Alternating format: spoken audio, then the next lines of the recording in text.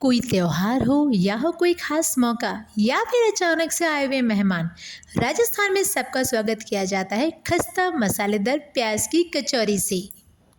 मसालों का जादू, प्याज का तड़का, यही बनाता है हमारी राजस्थानी कचौरी को सबसे अनोखा। तो चलिए, स्वागत है आपका होममेड बाय निशा में। लेकिन उससे पहले हमारे चैनल को लाइक, शेयर एंड सब्सक्राइब करना ना भूलें। तो शुरू करते हैं हमारी आज की रेसिपी। इसमें सबसे इम्पॉर्टेंट है कि आप प्याज को कैसे काटें। पहले आप प्याज को हाफ कीजिए और उस हाफ के बीच में भी एक हाफ नाइफ लगाते हुए आप प्याज के, जिसे कहते हैं ना 1/4 पीस, उस टाइप से आप प्याज के जो हैं स्लाइसेस काट लीजिए। स्लाइसेस ज़्यादा मोटे ना हो और ज़्यादा पतले भी ना हो। ये देखिए, मीडियम लेवल के आपको काटने हैं। यहाँ मैंने अप्रॉक्स 3 बड़े प्याज लिए हैं और मैंने उनको इसमें से स्लाइस में काट लिया है।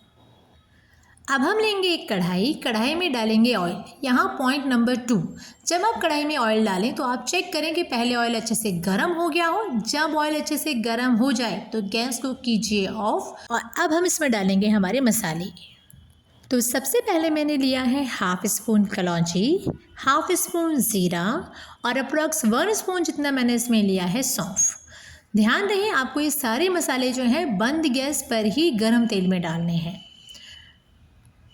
और जब आपके सारे मसाले अच्छे से भून जाएं तब आप गैस को ऑन कीजिए और फिर डालिए इसमें अपने कटे हुए ऑनियन। मसाले डालते टाइम गैस को इसलिए बंद कर देते हैं ताकि मसाले जो हैं वो जले नहीं, ओवर कुक्ड ना हो जाए और उनकी खुशबू जो है वो ऑनियन जब हम उसमें भूनें तो अच्छे से उसके अंदर मिक्स हो जाए। नाउ जब आपके ऑनियन 2 से 5 मिनट तक अच्छे से सौते हो जाएं तब आप उसमें ऐड ऑन कीजिए बेसन। हाँ जी, 3 बड़े ऑनियन में मैंने लिया है अप्रॉक्स 4 चम्मच जितना बेसन। बेसन जो है कचौरी को एक बहुत अच्छा टेक्सचर देता है और इसी के साथ में बाइंडिंग में भी हेल्प करता है। अब हम बेसन को प्याज के साथ में तब तक भूनेंगे जब तक कि बेसन हल्का सा ब्राउनिश नहीं हो जाता और वो कढ़ाई को छोड़ नहीं देता। नाउ अब हमने इसमें ऐड ऑन किया है 1 चम्मच जितना बारीक कटा हुआ ग्रीन चिली। टोटली ऑप्शनल है, अगर आप बच्चों के लिए बना रहे हो तो आप इसे अवॉइड कर दो और अगर आप घर के लिए बना रहे हो तो ज़रूर डालिएगा, बहुत अच्छा स्पाइसी फ्लेवर आता है। टिप्स नंबर 3, आपको ये पूरी कुकिंग जो है वो लो फ्लेम पर ही करनी है। गैस को मीडियम या हाई मत कीजिएगा बिकॉज आप ऑलरेडी बेसन उसमें डाल चुके हो और बेसन जो है वो बहुत जल्दी तेज़ फ्लेम पर जल भी सकता है ना।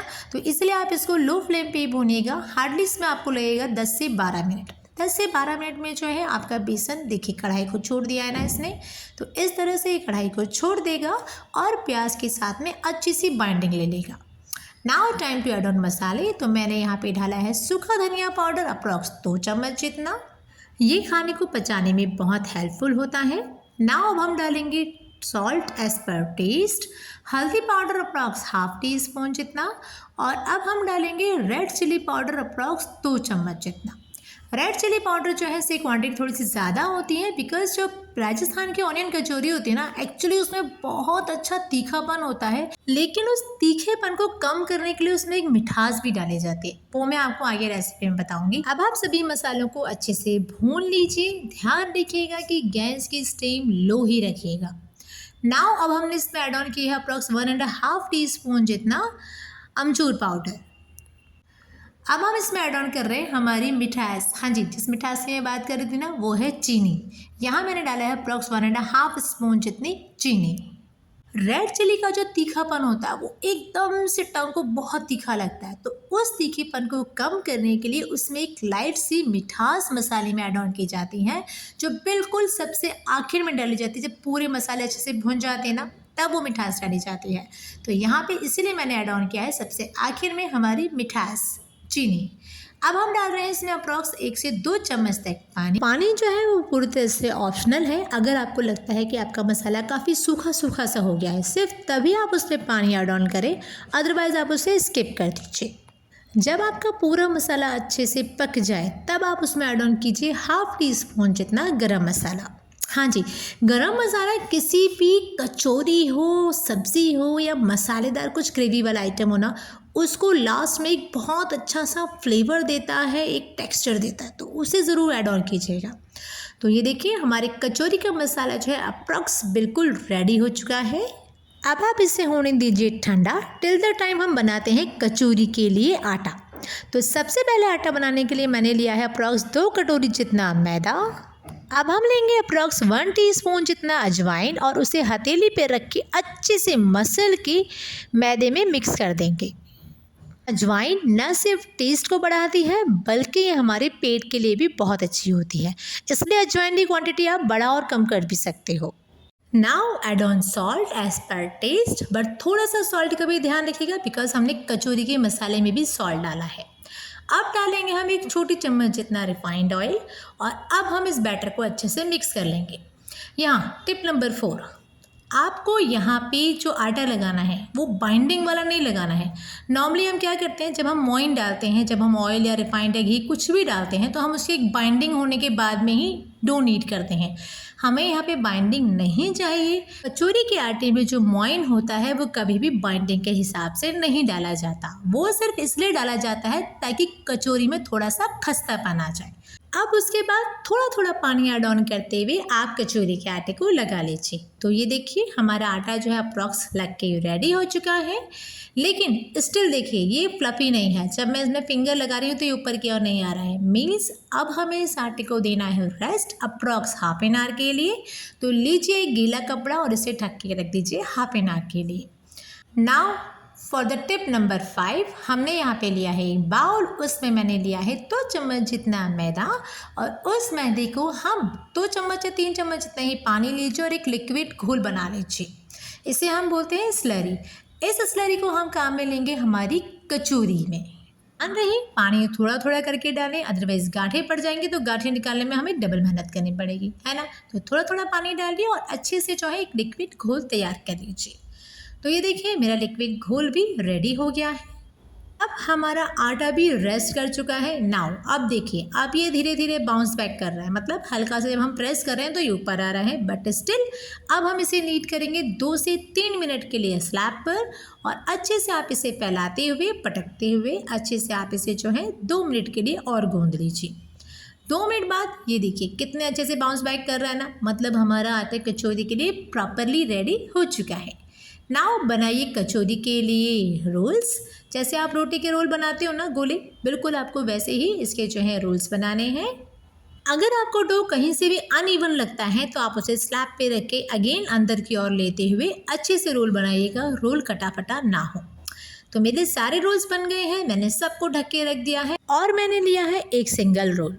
अब हम क्या करेंगे कि हमारे थंब के इम्प्रेशन से जो है हम इसे साइड से जो है पतला कर लेंगे।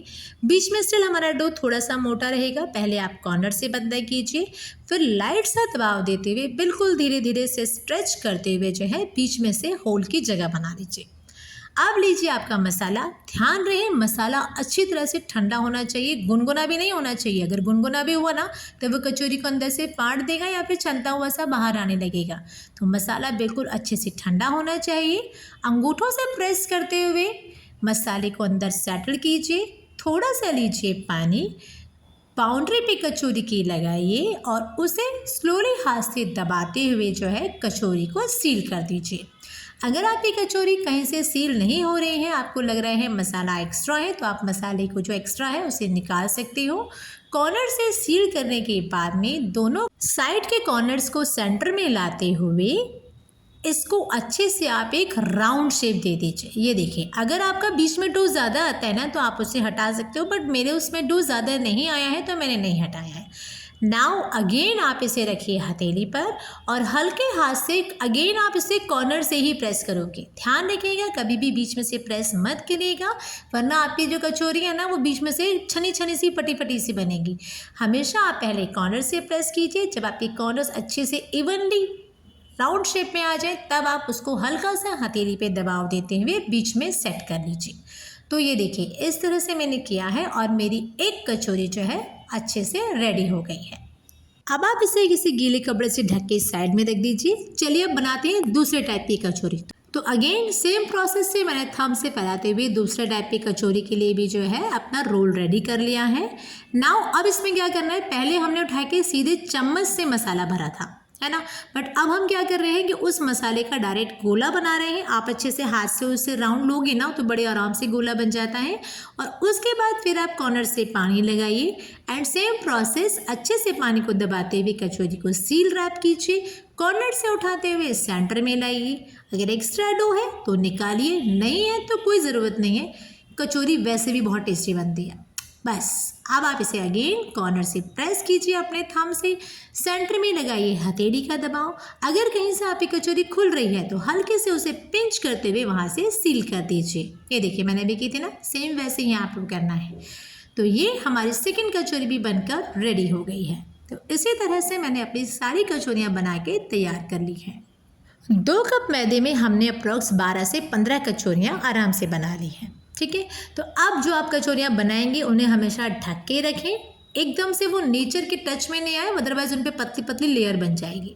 अब हम लेंगे कढ़ाई में ऑयल, उसे लो टू मीडियम हीट पर रखेंगे और हमारी कचौरियों को 1 बाय 1 करके तल लेंगे। यहाँ पे टिप नंबर 5, जब आप कढ़ाई में कचौरी डाल रहे हैं तो ध्यान रखिएगा कि आपकी कचौरी का साइज़ क्या है। आपकी कचौरियों को तलने के लिए आराम से कढ़ाई में स्पेस मिलना चाहिए। अगर कढ़ाई में स्पेस कम हो और आपने खूब सारी कचौरी डाल दी ना तो फिर वो अच्छे से फूलेंगी नहीं, उनको स्पेस नहीं मिलेगा। और साथ में आपको क्या करना है, पलटे से या जिससे भी आप छानी से उसको तल रहे हो उससे हल्का हल्का कचौरी पे दबाव भी देते जाएं, सो दैट वो दबाव के प्रेशर से ही ऑटोमेटिकली फूलने लगेंगी। तो ये देखिए हमारी कचौरी कितनी अच्छी फूलना स्टार्ट हो गई है ना। अब मेरी इस कढ़ाई में आराम से 4 कचौरी आ सकती हैं, तो मैंने 4 कचौरियाँ एक साथ तली हैं। कई बार क्या होता है ना कि जब आप कचौरी तल रहे हो तो आपको लगेगा कि वो कहीं से फट रही है या कट रही है, तो उस कंडीशन में हमने जो मैदे की स्लरी तैयार की है ना, हाँ जी, आप बस वो स्लरी उस जगह पे लगाइए और उसके बाद में जो है उस पर गरम गरम तेल डाल दीजिए। बिकॉज कई बार ऐसा होता है कि जब आप उसे कढ़ाई में डालते हो ना उसके बाद में वो खुल जाती है, तो उस कंडीशन से बचने के लिए हमने स्लरी तैयार की थी। Second most important use for slurry is कि जब भी आप मानो कचौरी बना रहे हो और आपकी कचौरी इस तरह से पतली पतली हो गई, देखिए मेरे ऊपर का जो हिस्सा ना बहुत पतला हो गया है, तो इसे आप तलने से पहले ही आप इसके ऊपर जो है स्लरी की एक कोटिंग कर दीजिए। ये स्लरी की कोटिंग अलग से दिखेगी भी नहीं, आपकी कचौरी ऊपर से पतली भी नहीं रहेगी और ये ऑयली भी बिल्कुल नहीं होगी। नाउ टिप नंबर 6, अगर गेस्ट इवनिंग में आ रहे हैं तो क्या करें। तो अब ये देखिए मैंने 1 कुक करके जो है अपनी कचौरियाँ बाहर निकाल ली हैं, बिकॉज मुझे इवनिंग में सर्व करनी है या 2 या 3 घंटे बाद सर्व करनी है। तो जब आपको सर्व करनी हो अगेन तेज से कीजिए गरम। अब गैस की स्टीम जो होगी वो मीडियम टू हाई होगी, बिकॉज हम ऑलरेडी हमारी कचौरी को 1 डिप दे चुके हैं।